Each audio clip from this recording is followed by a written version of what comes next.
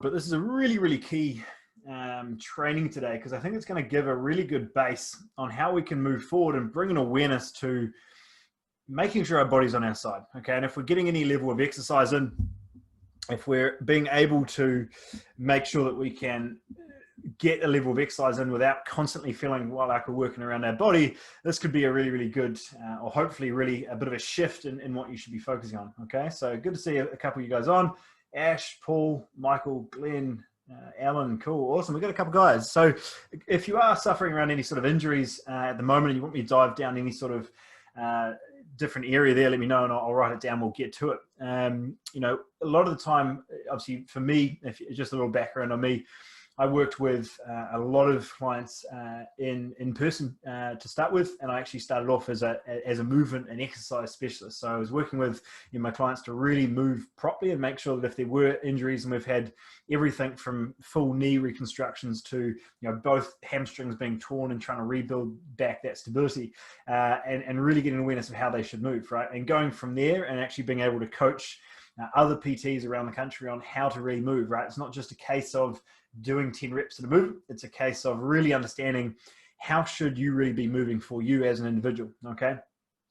Good. A couple more coming on. So Chris and Ian, awesome. It's good to have you here. So diving into this a bit more and looking at, for the individual that we're looking at, there's going to be a difference in how they move, right? Whether that's going to be the length of their arms, their legs, their torso, their sternum angles, their pelvic positions. There's a lot of variables to how someone should move, right? And just going into a lot of movements. Hey, Stephen, getting an awareness. We're going to dive into yours today. So let me know what questions you want me to go to, Stephen. I remember you. So going through an awareness of how that you should really move for you, right? So getting awareness of how far someone should squat, how far they move. You're going to look at their ability to bring their leg up to whatever range they can control, right? And that could be there for someone, that could be up, that could adjust when we go wide for some people. Same with, the position of their back, how much can they stabilize? So hopefully that gives you a little bit of awareness of how much we can change those movements depending on the person we're working with, right? Because if we're working with someone who's really tall, has got really long arms, very flat sternum, very maybe tall and lanky, how they do a deadlift could be quite a natural movement for them, right? As long as provided their glutes work, they've got long arms, it could be quite different to someone that is more sort of stocky and shorter through the limbs. They might find it much more comfortable to do a squat. And while they might be a one-to-one exercise in regards to supposedly from a textbook, they should be around about the same strength, you'll see drastic differences in the strength of one movement towards the next. And obviously what you care about more, majority of you will care about more, is what movements do I feel more comfortable in without damaging and breaking certain joints. Okay, so getting that shift of awareness on how should I really move for me, because just because a squat is supposedly good for legs does not mean it's good for everyone. Okay, and that depends on how we get into a certain movement. Now, there's a lot of blanket rules out there, and this is where I'm going to be minding my words a lot with what we talk about today, because a lot of the textbook stuff that came out in the 80s and 90s have really stuck around. It's a bit like how people, a lot of the guidelines in the 80s, 90s were talking about fat being bad in nutrition, right? Now we've kind of got to that level of science and knowledge to know that, well, actually, as soon as we took out fat, we saw a massive spike in obesity because we were putting sugar into everything when and didn't realize how much fats was used for hormone production and a lot of functions in the body. Hopefully you knew that. So I think we've seen that same shift, probably on a smaller scale, in the training space, and getting an awareness of how you should really move is going to be very dependent on the individual we're working with. Okay. And although that doesn't sound very helpful, I think it should be more helpful because it's allowing you to build the skill set and the knowledge base to work with, rather than just being like, this is how you should squat. Right. And with a lot of, the fitness industry in general is obviously very new in regards to, in regards to vehicles being built and construction, all these areas that have been around for hundreds of years, as opposed to the 30, 40 years that fitness has technically been around, right? There's a lot of learning to be done, and the only way for that to happen is sort of by failing forward. So there are a lot of things to be rebuilt and understood in a different way, because if you're looking at this at a myopic view of this is how I should squat, this is why a lot of the time we can really start to bang up our knees or our hips or our elbows or whatever it might be. So just getting that awareness, I think, is a conversation that you should at least be having. because it's something we start a lot of our client workshops with. Okay, we have every type of structure, every type of body shape in the room, and we go through that assessment from day one and get an awareness of what that should really look like. Okay, so we'll walk you through a very small part of that today and get an idea of, if you're watching this at home on your couch or whatever, just get an awareness of, if you squeeze, I can't use the shoulder very well. If you didn't know, I obviously dislocated that about 6-7 weeks ago. But if you can come into that back position, so with both arms, really squeeze back into that position there. Okay. Now be really, really mindful at not seeing your shoulders lift or elevate or rotate.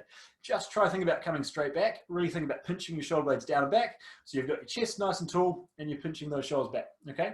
Now from that position, that's gonna be very different depending on your structure, okay? Because you might be seeing me like, okay, that looks pretty good, chest is up, shoulders are down.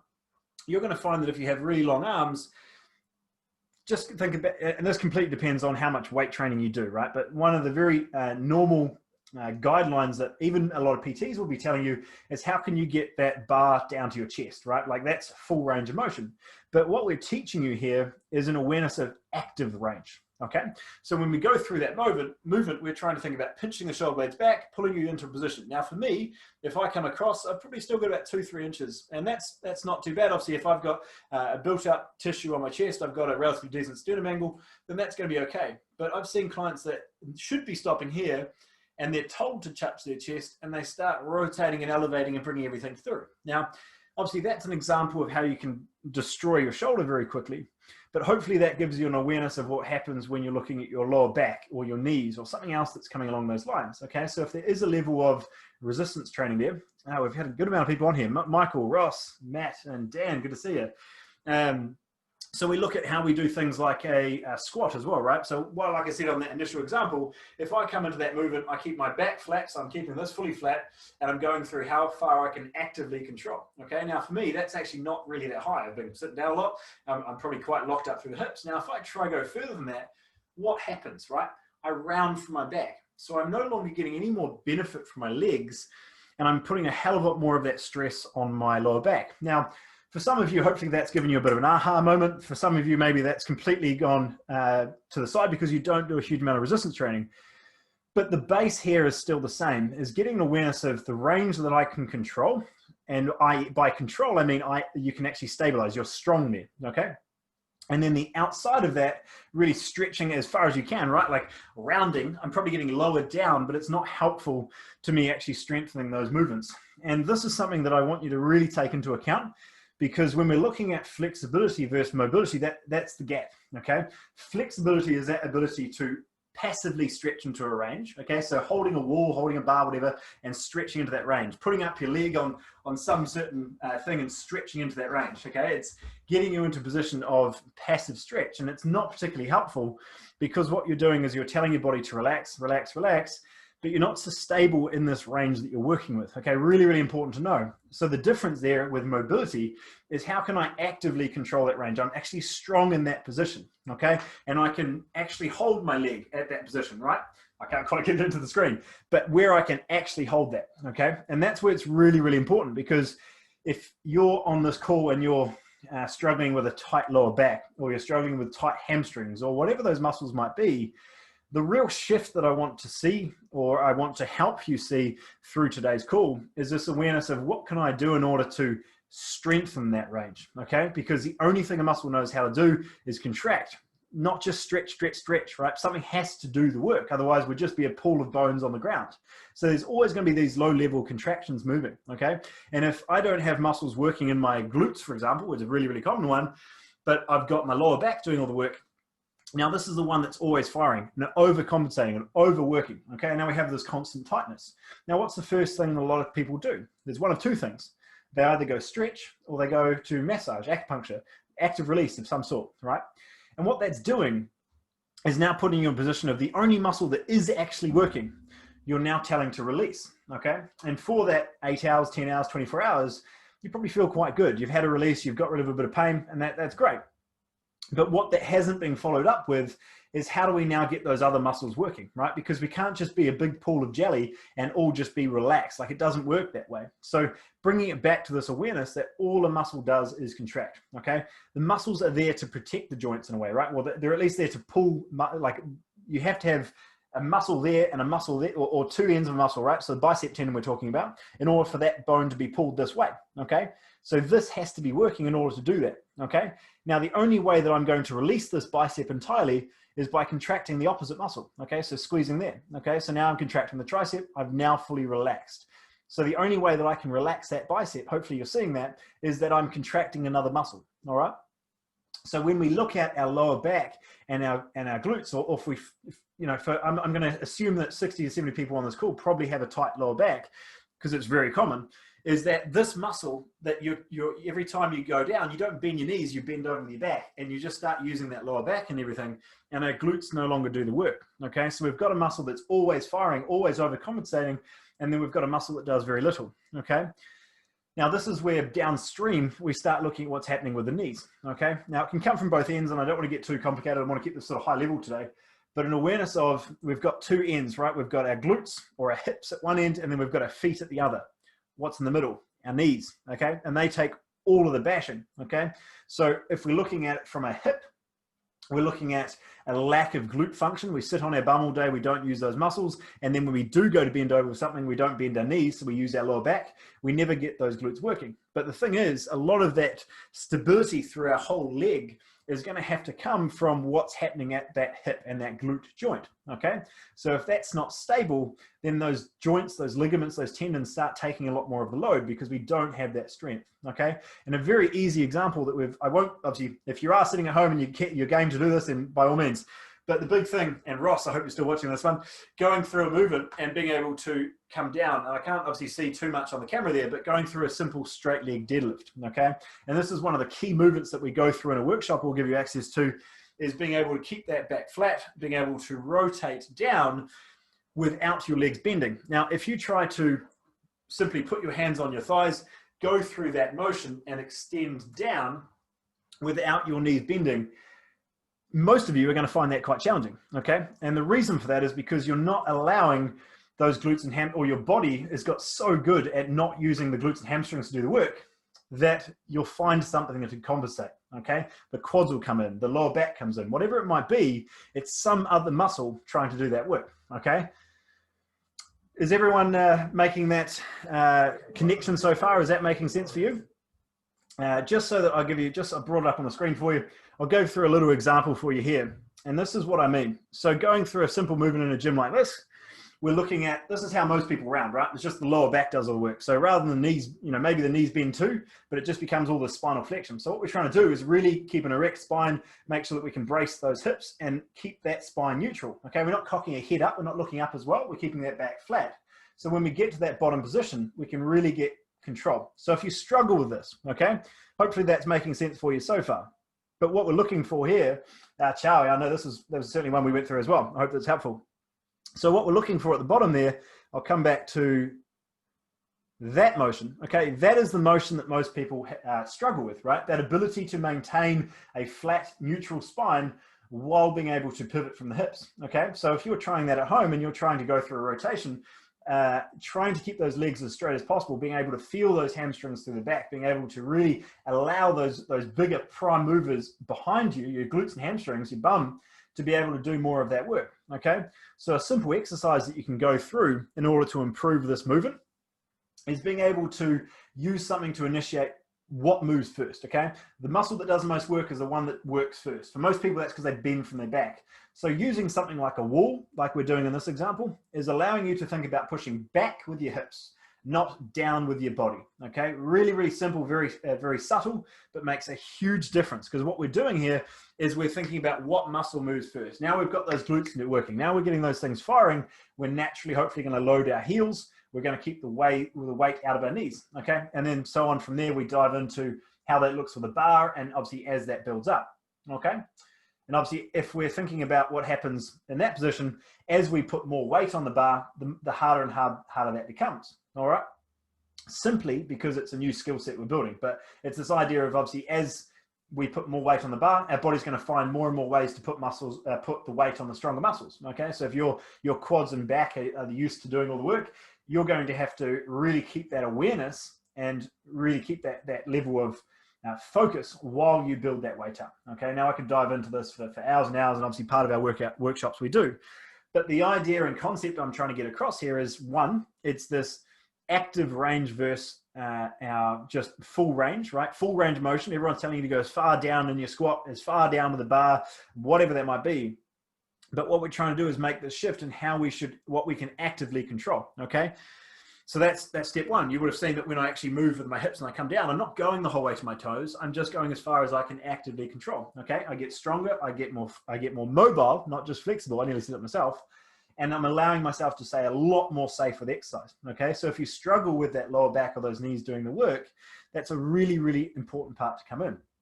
Now, we could go, I could talk for another 30 minutes on how the feet are also a huge part of that, right? Everyone's worried about orthotics when, again, it's just another, and well, I'll go there a little bit, right?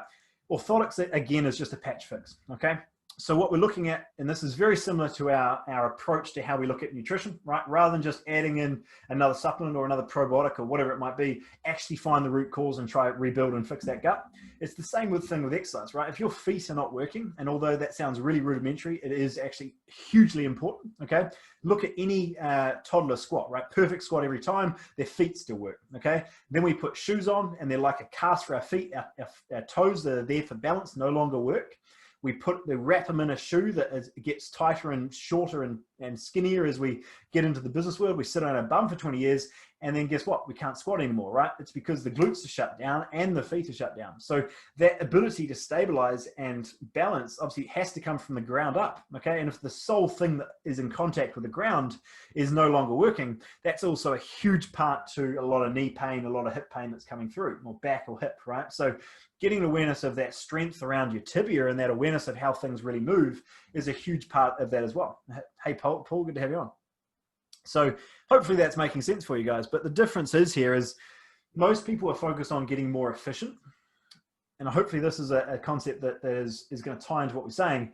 But I guess where I'm going is most people were focused on getting more and more efficient, right? Better and better at a task without taking the time to actually, well, they're getting more and more efficient, but they're not getting better at the task. So what I mean by that is if your car is out of alignment, right? Your wheels are out of alignment. You don't just keep driving it harder in order to fix the alignment. You have to get out of the car. You have to go to mechanic or whatever it is in order to align those tires back up for it to work, right? So it's not this idea of pushing things harder and harder. So getting under the squat bar more or going for more runs.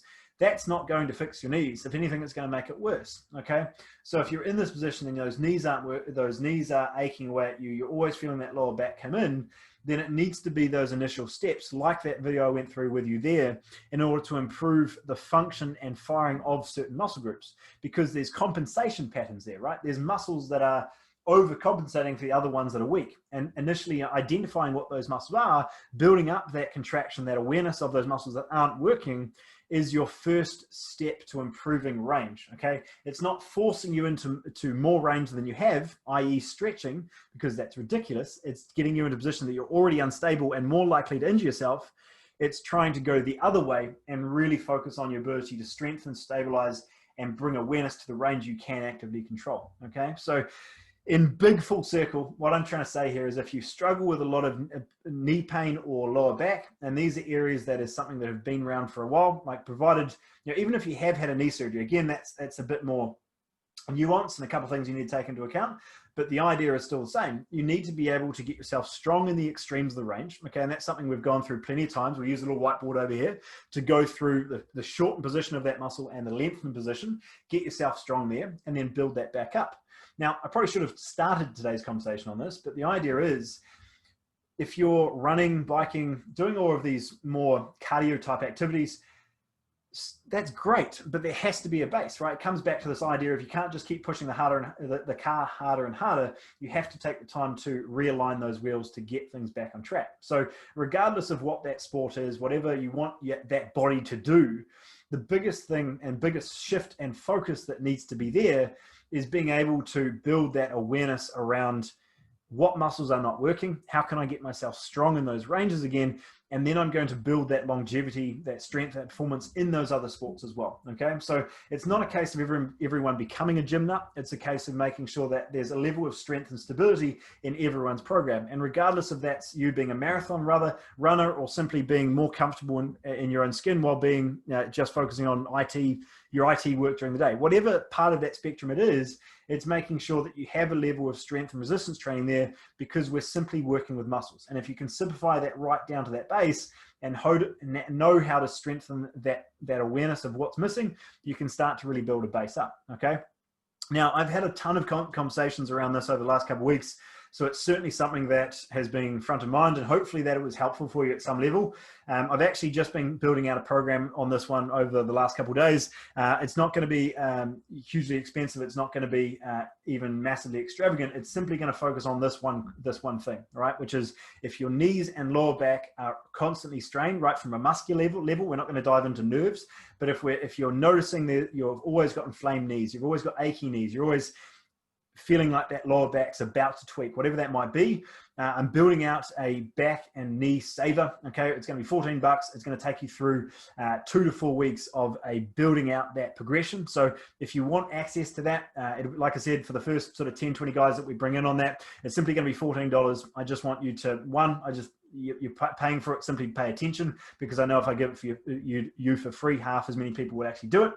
But giving you access to that will allow you to dive a little bit deeper into this thought process around how can we improve that strength of the range we can actually control. Okay, so if those glutes aren't working, how do we get those stronger? If we feel like we lack ankle mobility, or we feel like those knees are always taking the load, what do we need to strengthen? Okay, and bringing an awareness around that is really going to be the focus of that knee and back saver. So if you want access to that one, just write back and knee, just comment back and knee in the chat, and I'll send you through that access. I'll probably get it done by the weekend. And all I need from you, obviously, that's going to be a ridiculously low price, but just trying to make sure that we run some guys through it. I want to see how you go. I want to see what you think of it. And there's going to be a lot of that thought process around what we're talking about today, just to go through a real big shift in focus around what those initial movements need to be and how do we build that progression, knowing that those main muscles are there. Okay, so hopefully that's helpful for you guys. As you can probably tell, I can talk about this all day. But that simple shift is just making sure that it's really challenging when you've got a lot of this stuff is hopefully not is quite conflicting with a lot of what a lot of people are telling you. And like I said, I'm telling you something that is very much the same way that we approach our gut stuff and our nutrition, is this idea of finding that root cause and how do we rebuild a base and awareness of fixing the problem rather than just patch fixing it. We're trying to think about what is that awareness of why are those knees and lower back always taking the load, taking the strain, always being an issue, and what are those steps that we can take to actually rebuild it. Okay, so hopefully that was helpful for you at some level. Good to see a couple of people are super interested in that, so I'll certainly get onto that one. But yeah, let me know if there's any questions, guys. I'm happy to dive into this a little bit more today. I can see a couple there, so I'll dive into those. Oh, we had a lot of people on. It's good stuff. What have we got? Michael Cohen. Ross, yeah, I hope that was helpful. Justin. Oh, what happened at work? My knees and hips are constantly in pain. Justin, what do you do for work? Let me know. Stephen. Deadlift with bare feet. Yeah, absolutely. Obviously, if the gym allows it, that would be ideal. You can always go the sexy 5 toes. And if you don't want to take your shoes off, simply just choosing as flat as possible, right? Because obviously running shoes are great for, well, actually we can make that a whole nother topic, but there's running shoes that are designed to reduce the impact. But what comes with that is that there's so much support and cushion and elevation of the heel, which is really the killer, that really affects what's happening. So if we can get, especially for things like your squats and deadlift, going as flat as possible with those feet is certainly a great place to start, because we can start to build that awareness, build that focus around getting those toes working again, right? As simple as that sounds, that's really the base, is gripping the ground, being able to drive your feet to the ground. And this is a topic or cue that I use a lot when we're thinking about squats and deadlifts, is drive the floor away. Don't think about standing up. okay? And that really allows you to build that strong base, like drive those roots into the ground rather than just build a tree that's going to topple over, okay? So build that strength there for sure. Yeah, deadlifts, if you're going bare feet or even socks, whatever you want to kind of do, just as flat as possible with those feet, make a huge difference. Awesome, guys. If there's any other questions there, I'll stick around for a minute or two. But hopefully you got some value out of that. There was, these are topics that we talk about a lot in the trainings and the workshops. I think there's an awareness around we move a certain way and we're taught to train harder and harder. And obviously a big conversation that we have every week is just what can we make as a small tweak to more quality rather than more quantity, okay? Because when we're so focused on getting more and more efficient or just getting through, things get kind of funky, right? One leg's not working, we start to find a way to squat around it, or you'll see people that walk a certain way and it's always looks a bit peculiar, but it's your body's way of finding a way around that injury or around the muscle. And from a survival standpoint, obviously that's quite useful. But the problem is your body's just getting better at working around the problem. And if you want to actually fix the problem and find a way to rebuild and strengthen, it has to take a couple of those specific steps on what that area really is. So hopefully that allows you. Cool. And obviously for the clients in here that are following along, Chow, what do we got? Paul, Ross, Matt, all you guys, yeah, there's quite a few in there.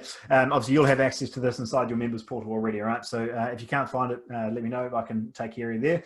But good to see you all, team. That's obviously a big one that I'm having a conversation with every week. So I can obviously refer you guys back to this call now and hopefully got a ton out of that. Stephen, yeah, I thought you might get some from me. How you doing?